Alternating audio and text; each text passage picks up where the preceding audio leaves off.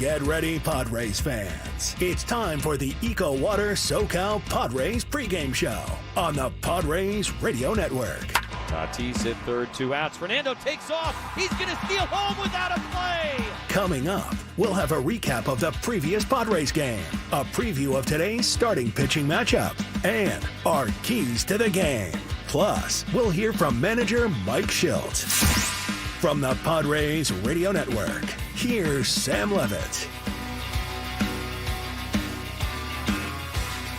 San Diego Padres baseball coming up on 97.3 The Fan and the Padres Radio Network. Today the Padres take on the Miami Marlins in the final game of a 3-game series. Our starting pitching matchup today for the Marlins, right-hander Max Meyer, and for the Padres, right-hander Dylan Cease. Hi, good everyone. Sam Levitt with you inside our San Diego studios. First pitch coming up at 10:40 a.m.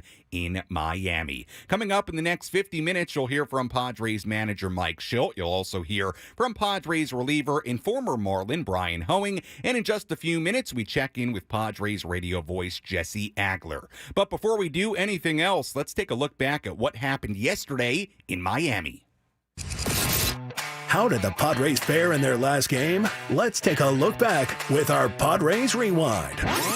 Presented by Hamul Casino. With thrilling slots and tables and all the best rewards, Hamul Casino has all the fun you're looking for. Hamul Casino. Fun above all else.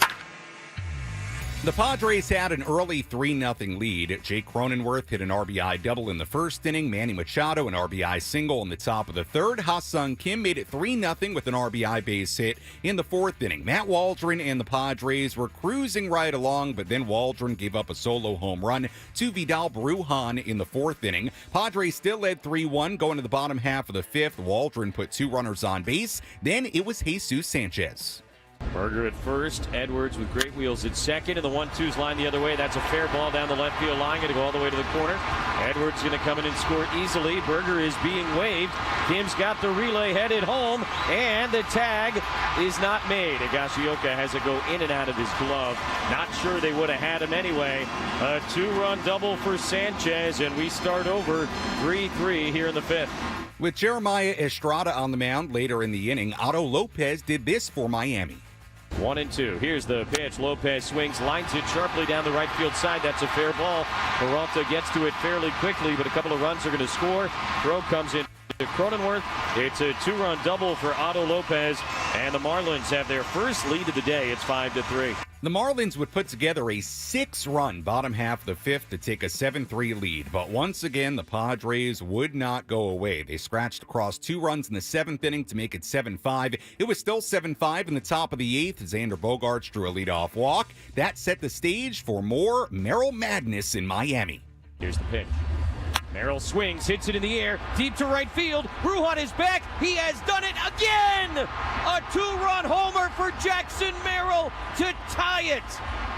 The first home run allowed by the Marlins here this afternoon. It is a game-tying shot in the 8th inning, 7-7.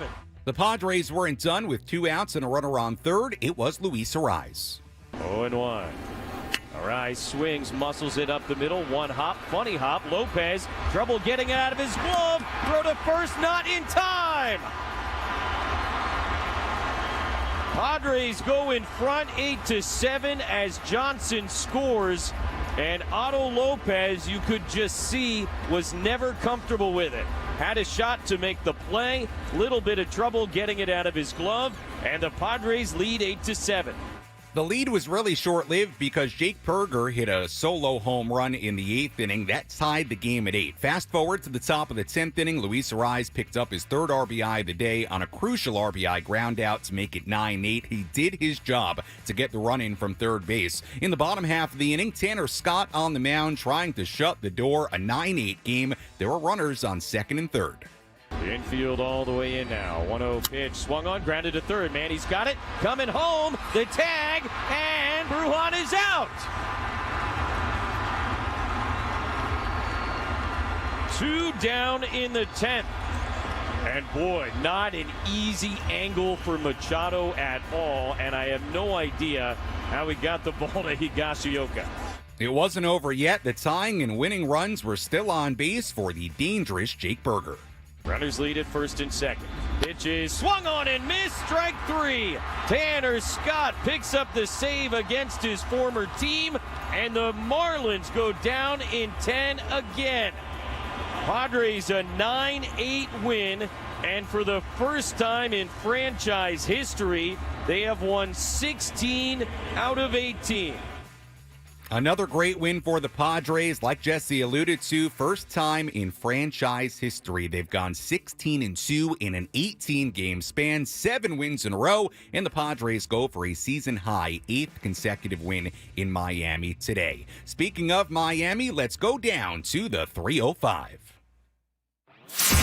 Let's go inside the Padres broadcast booth for a deep dive on today's matchup from Jesse Agler in our Padres game preview on the Padres Radio Network. Jesse, let's start with a look at today's pitching matchup. Dylan Cease on the mound for the Padres. He's been absolutely terrific as of late, although coming off that sort of weird outing on Tuesday in Pittsburgh where he went only 1 inning, then a long rain delay knocked him out of the game. Meanwhile, on the mound for the Marlins, right-hander Max Meyer, one of their more highly touted pitching prospects, got off to a really good start in the major leagues this season. Then the Marlins ended up sending him down and protecting his arm, watching his innings. It's been an interesting situation with Meyer. How do you frame this pitching matchup between Cease and Meyer on this Sunday?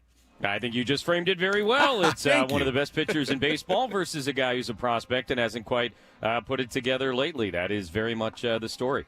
Yeah, very much so, and we'll get more into what Meyer did early on in the season and sort of the interesting nature of what the Marlins have done with him, how they've handled him so far this year. Jesse, I know you tweeted earlier about not wanting to necessarily wade into the waters of a Rookie of the Year, but obviously Jackson Merrill is making a very, very, very strong case for Rookie of the Year. We'll see how it all shakes out, what the Pirates ultimately do with Paul Skeens, but I will invite you to come on in the pool. The water's just fine. How do you view this race for Rookie of the Year right here, right now? Yeah, when I hesitated to wade into it, it wasn't that I wanted to not wade into it generally. It was that I didn't want to wade into it on Twitter. That was really what I meant by that. But here's what kind of has caught my attention in the last day or two. And, you know, using social media as a barometer for something in real life is always a little bit dangerous, and I recognize that. And I know that it's not necessarily representative of the full and whole truth, but it seemed to me, at least my algorithm, which of course is more Padre-type fans than it is general fans, that a lot of people seemed resigned almost to the fact that Paul Skeens was going to win Rookie of the Year. And I just don't understand that. First of all, as I tweeted, there's still a quarter of the season left. 25%, really a little more, I think. Maybe 27% of the season left. So I know we're all saying, hey, we're coming down the stretch, and it's August, and obviously that's true. But just a reminder of how many games there are in a Major League season is that we still have about a quarter of the way to go.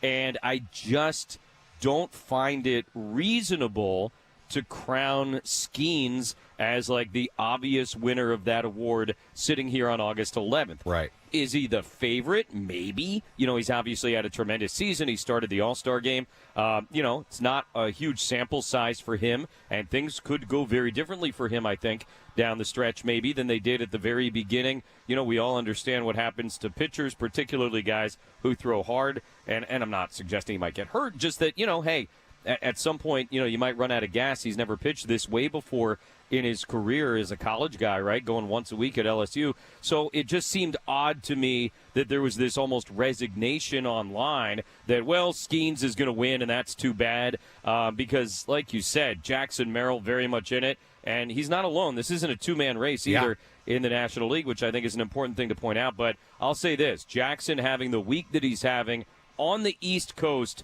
definitely doesn't hurt. I grew up on the East Coast like you did, Sam. And when I came to San Diego and everybody always talked about East Coast bias, I would kind of roll my eyes a little bit. But after a decade on the West Coast now, I can tell you, it's a real thing. Not that it's intentional or that the East Coast media wants to ignore what happens on the West Coast. It's just that they're all asleep by the time most things happen on the West Coast. Right. And even in this age of the internet and social media where everybody sees everything, like that still does seem to matter a little bit. So I think Merrill having this crazy run of games in Pittsburgh and Miami, even in small markets here, it's happening while everybody in New York is awake. It's happening while everybody in Philly is awake. And as much as we might want to act like that doesn't matter, I do think that it does. And I guess my whole point was there is no way sitting here today on August 11th that the Rookie of the Year thing is settled in the National League. Yeah, very, very well said, and I'm with you. I feel like this week for Merrill, we've all seen what he's done all year, but this has brought it to a different level, and maybe is opening eyes in a way that they just weren't open before. Quickly, Jesse, I just want to touch on Luis Arraez. Yesterday, 3 at-bats late where he had to put the ball in play. He did it really, really well, produced 3 runs in 3 pretty critical spots. We know he's dealing with the thumb injury. Your thoughts on what Arraez brings to the very top of that lineup, because what he did yesterday was so vital to that win. Yeah, and, the last one ended up, he got a little bit of help from Otto Lopez, who, by the way, is a tremendous defender. So that was, the Padres catching a break and immediately taking advantage of it, which I think has been a little bit of a hallmark of the way they've played coming out of the All-Star break here.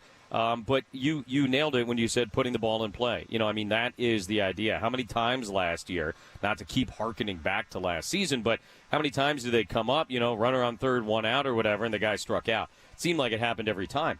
And so having the guy who is, I think, literally the best contact hitter on the planet right now, in the leadoff spot, coming up in those moments, as you said, he drove in 3 runs, 1 in the 7th, 1 in the 8th, 1 in the 9th, never hit the ball out of the infield in any of those 3 times. A couple of ground outs to Bride over at first base, and then the one that Lopez had trouble with. So, it's a really important skill to have, particularly when you're playing close games, particularly when you just need to get that run home one way or another, and he's done a great job of it. You said it. The thumb is a big deal. It's a big deal. I think if you watch every day or you listen every day, it's pretty easy to recognize this is not the Luis Arraez we saw when he first arrived. The guy that it seemed like every night could go 4 for 5. Right. This is a guy who is really battling through something very uncomfortable with the left thumb and doing what he can, but still, just because of his tremendous eye and his tremendous bat-to-ball skills, is able to contribute in a really serious way at the top of the order. All right, Jesse, very, very good stuff. We'll talk to you and Scan coming up at 10:30 here in San Diego. Enjoy this final day in Miami. On what I read via the Marlins game notes is SpongeBob SquarePants Day at Lone Depot Park. Enjoy it, Jesse. Thanks so much. They're telling me like 20,000 for SpongeBob. I bet. I love SpongeBob. I bet. I'm not surprised at all. Well, Jesse, enjoy it, and maybe they'll sing the theme song. I don't know, at Lone Depot Park at some point today in Miami. Maybe I'll sing the theme song when we come back. We'll see. All right, when we come back, we'll hear from Padres manager Mike Shildt. Plus, coming up a little bit later, we hear from former Marlin Bryan Hoeing, and much, much more to do. Keys to the game as the Padres go for a 17th win in their last 19 games. They are absolutely rolling right now. Dylan Cease on the mound for the Padres today. Max Meyer, young right-hander, on the mound for Miami. Our EcoWater SoCal Padres pregame show continues after this on the Padres Radio Network.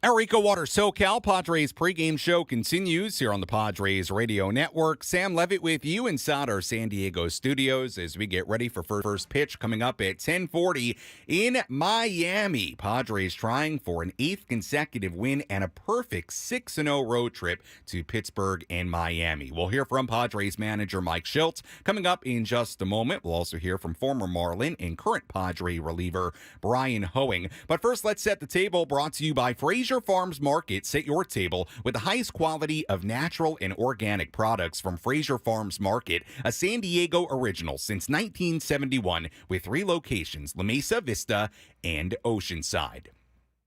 Padres enter today 66-52. Padres have won 7 in a row, 16 of their last 18 games. They've become the first team in Padres history to win 16 of 18. Today, the Padres look for their first 8-game win streak of the season. They enter today holding the top wild card spot in the National League and 2.5 games back of first place in the NL West. Meanwhile, the Marlins come in 43-75. They've lost 5 out of their last 6 games. Let's hear from Padres manager Mike Shildt.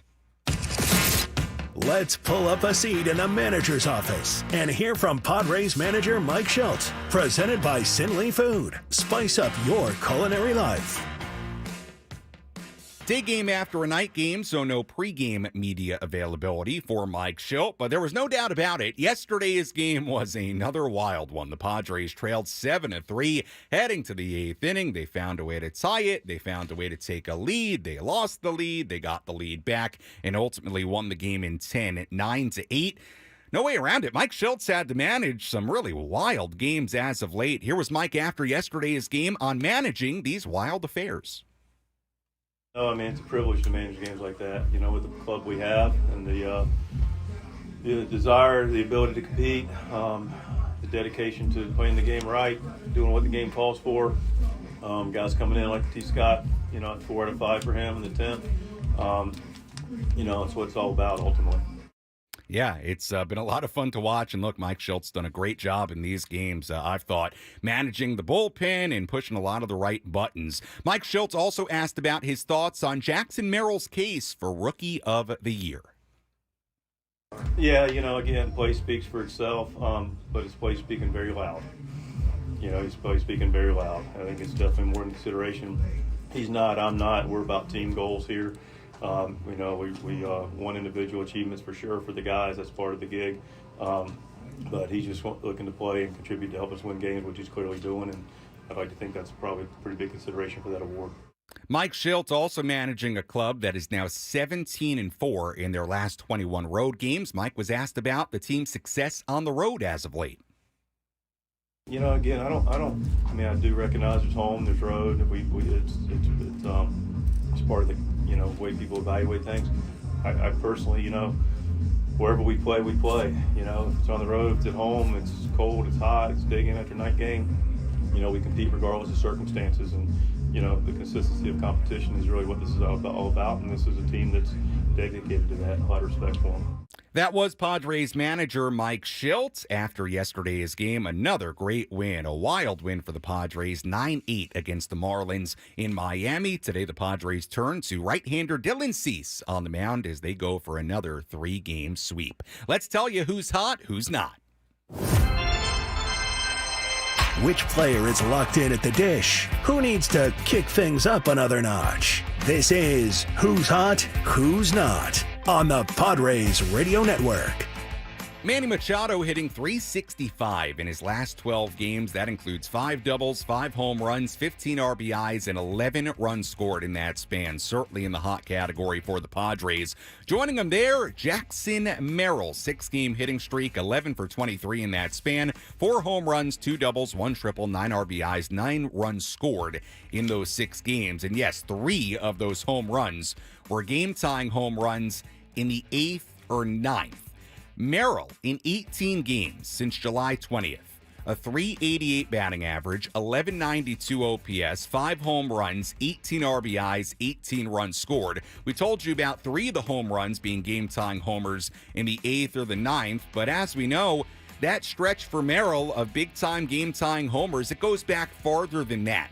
With his game-tying home run yesterday, Jackson Merrill became the first major leaguer to ever hit 4 game-tying home runs in the 8th inning or later in a span of 50 days or less during the regular season. And by the way, we say 50 days or less.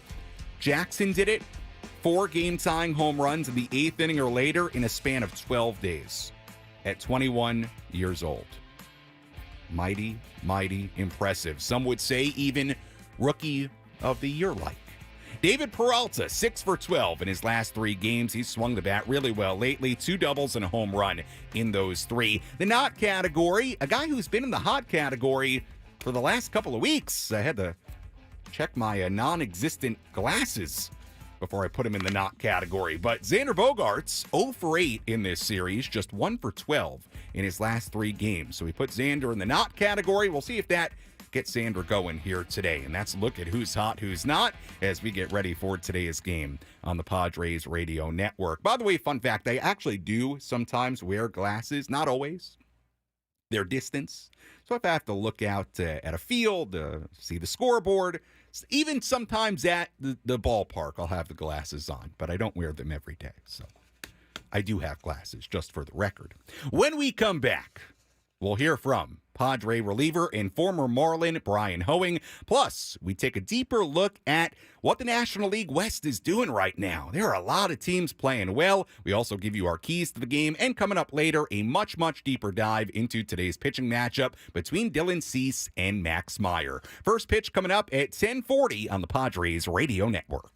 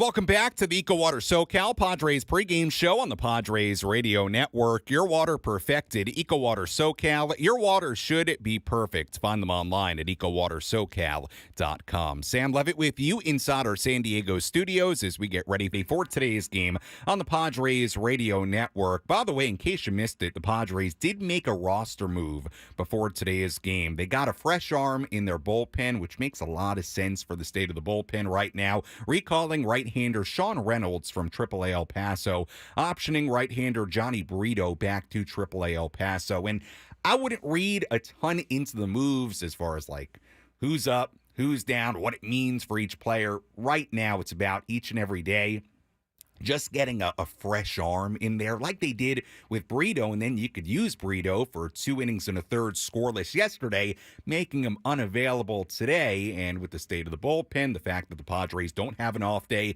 until Thursday, they need the fresh arms. And it goes all the way back to having to cover 8 innings in Pittsburgh in Dylan Cease's last start because of the rain delay. So fresh arm, Alec Jacob went back down to AAA. I would not be surprised to see guys like Jacob and Brito back up in the major leagues at some point in the not-too-distant future. Let's update you on the injury report. Nothing major to tell you about today, but let's kind of recap what's going on with Luis Arraez.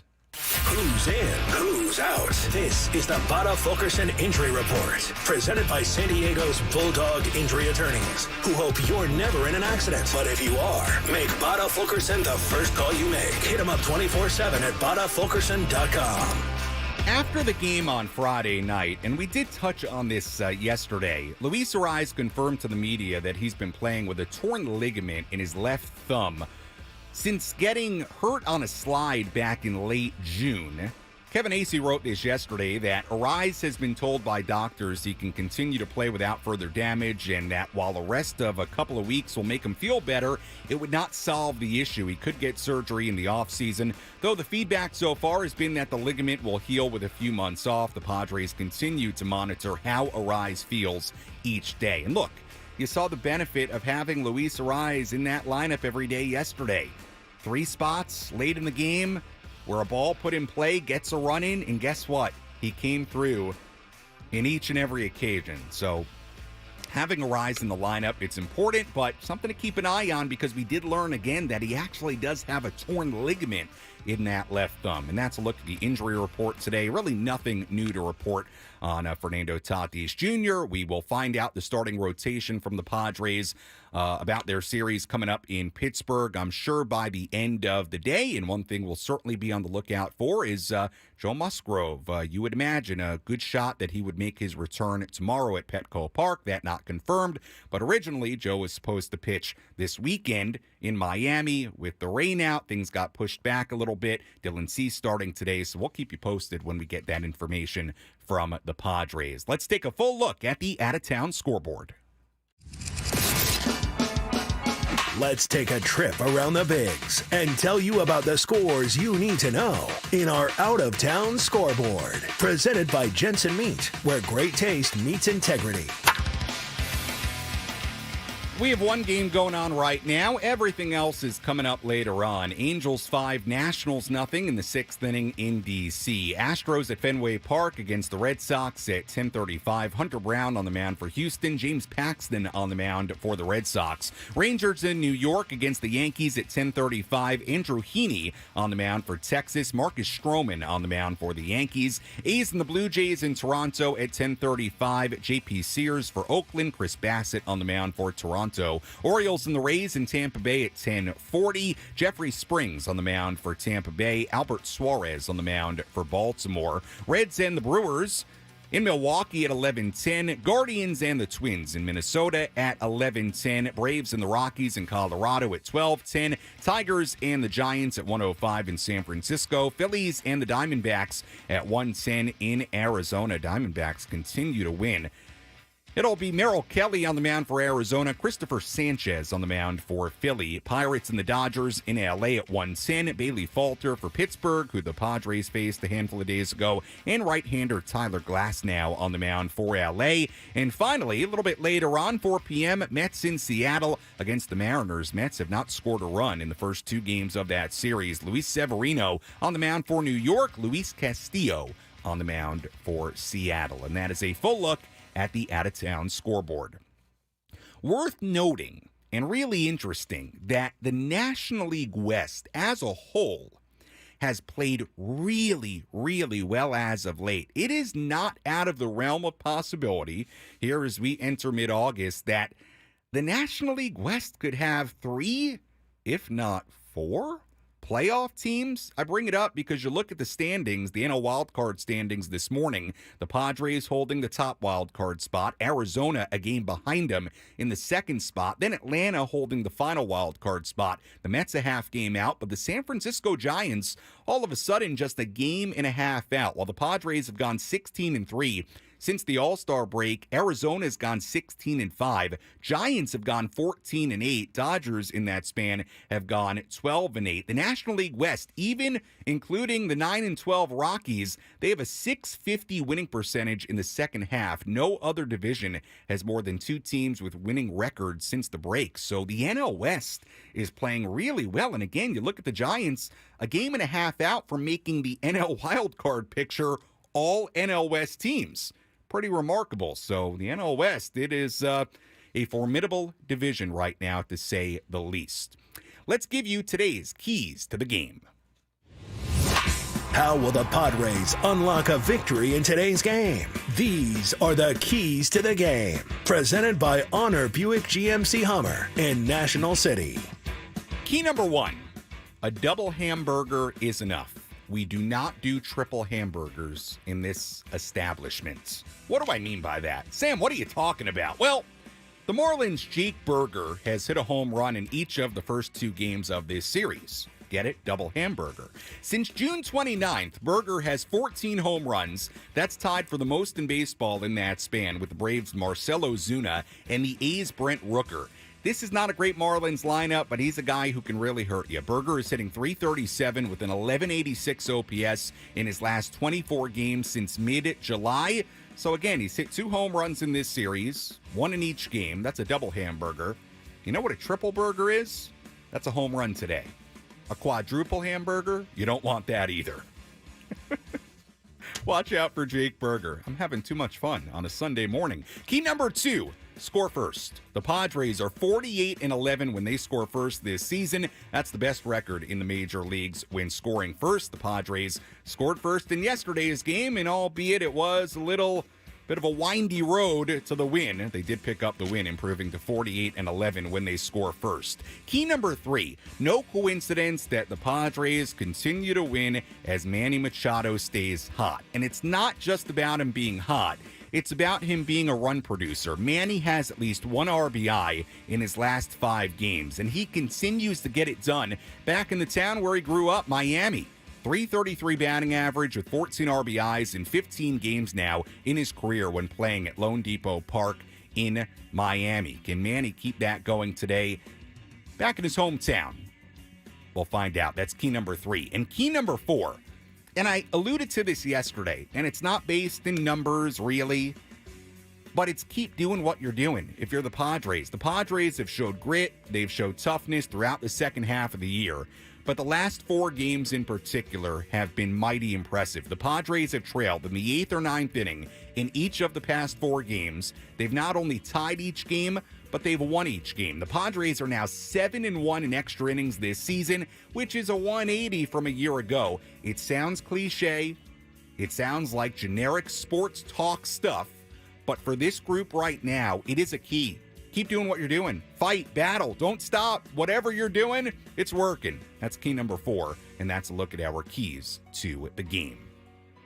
When we come back, we'll hear from Padre reliever and former Marlin Bryan Hoeing. Plus, we take a much deeper dive into our pitching matchup. Veteran right-hander Dylan Cease on the mound for the Padres, trying to keep the good times rolling. He's been terrific as of late. And on the mound for the Marlins, a young right-hander Max Meyer, very highly touted pitching prospect in the Marlins organization. First pitch coming up at 10:40 in Miami on the Padres Radio Network.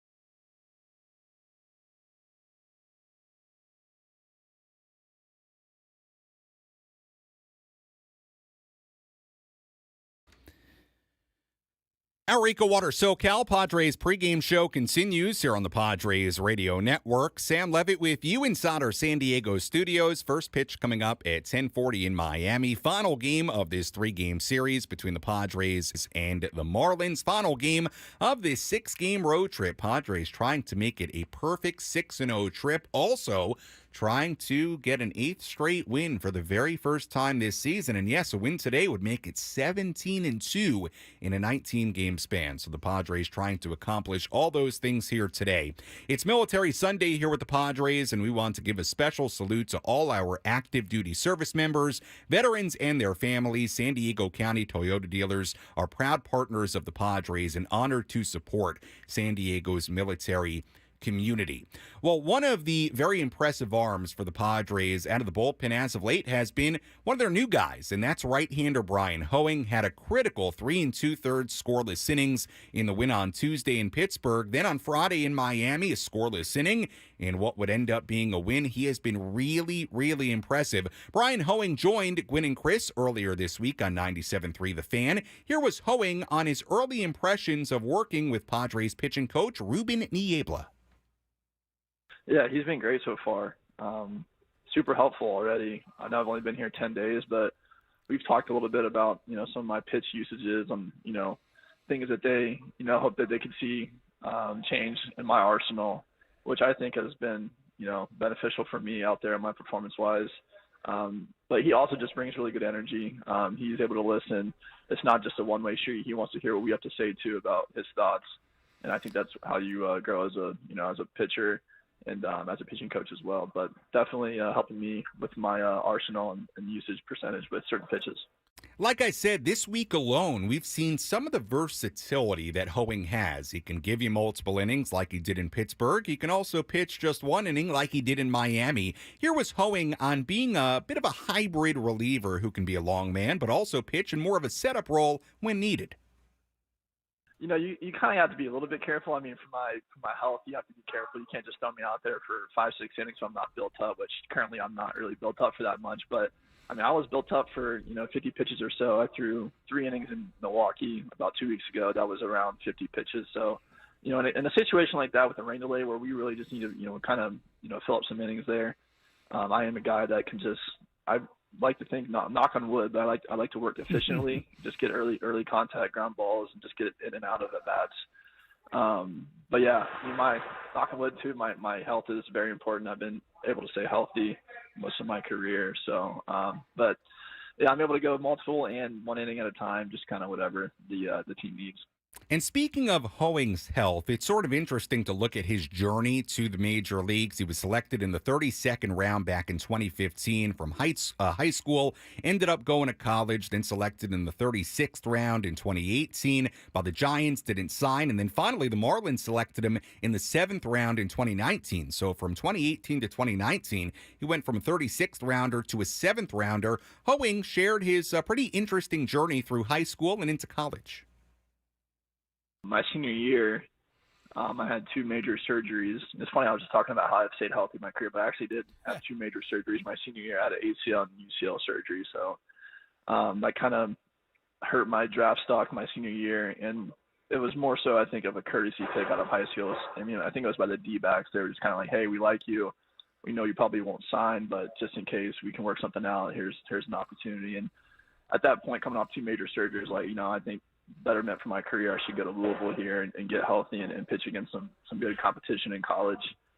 And then, I got drafted by the Giants, I believe, in 18, and that came down to just the money amount. We didn't really agree on what the money was going to be, so I went back for my last year at Louisville and had a pretty good year. Honestly, it timed out really well. I kind of, bet on myself a little bit, had a solid year. We went to the World Series as well, which was really cool.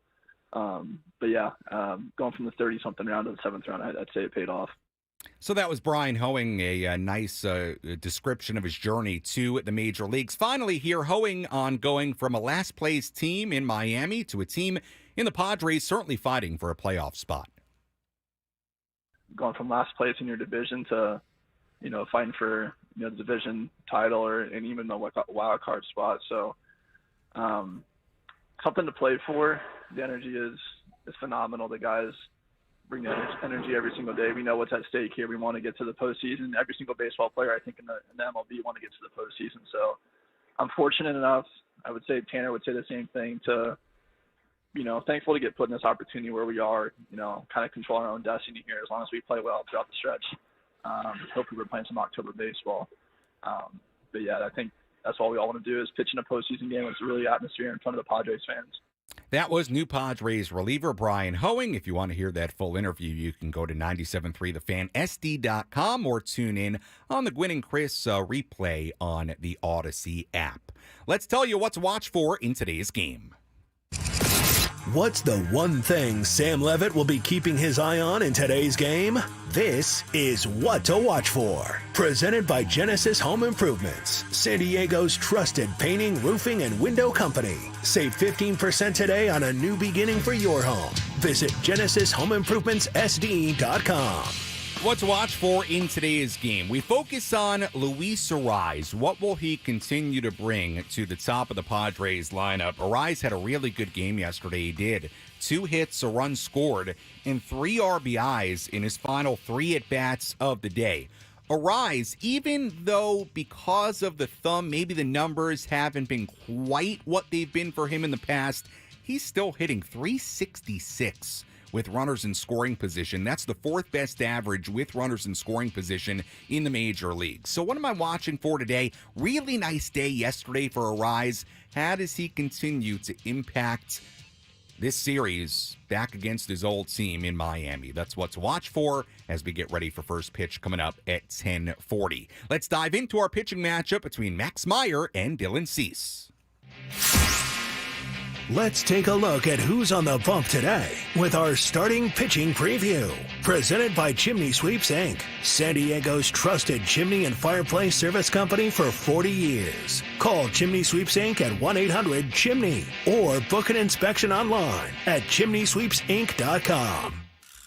Right-hander Dylan Cease on the mound for the Padres, 11-8, a 3.40 ERA this season in 24 starts, a major league leading 176 strikeouts. Last start on Tuesday in Pittsburgh, 1 scoreless inning, then nearly a 3-hour rain delay took him out of the game. It doesn't take away from how incredible he's been as of late. His last 5 starts, a 0.31 ERA in 28 2/3 innings. He's given up just 6 hits in that span with 38 strikeouts. This will be his second career start against the Marlins. The first came last year with the White Sox. He went 6 innings, gave up just 1 run in that game. Today will be his first ever start in Miami. Meanwhile, on the mound for the Marlins, right-hander Max Meyer, 3rd overall pick in 2020 out of the University of Minnesota, considered one of the Marlins' top pitching prospects, 2-2, a 5.10 ERA in 6 starts so far this season. It's been an interesting journey for Meyer this year. Began the year in the major leagues, 2.12 ERA in his first 3 starts. Then the Marlins sent him back down to AAA when they started 3-14. You might be wondering, why did they do that? Well, he had Tommy John surgery back in August of 2022. Missed a long time, missed all of last year, so they've really tried to protect his innings, his workload this season. Brought him up a handful of weeks ago. His last start against the Reds, 4 innings, 6 earned runs given up on 8 hits. You've been listening to the EcoWater SoCal Padres pregame show on the Padres Radio Network. EcoWater SoCal, your water should be perfect. Find them online at EcoWaterSoCal.com. When we come back, Jesse Agler, Bob Scanlon standing by, ready to go from Miami on the Padres Radio Network. Enjoy the game, everybody.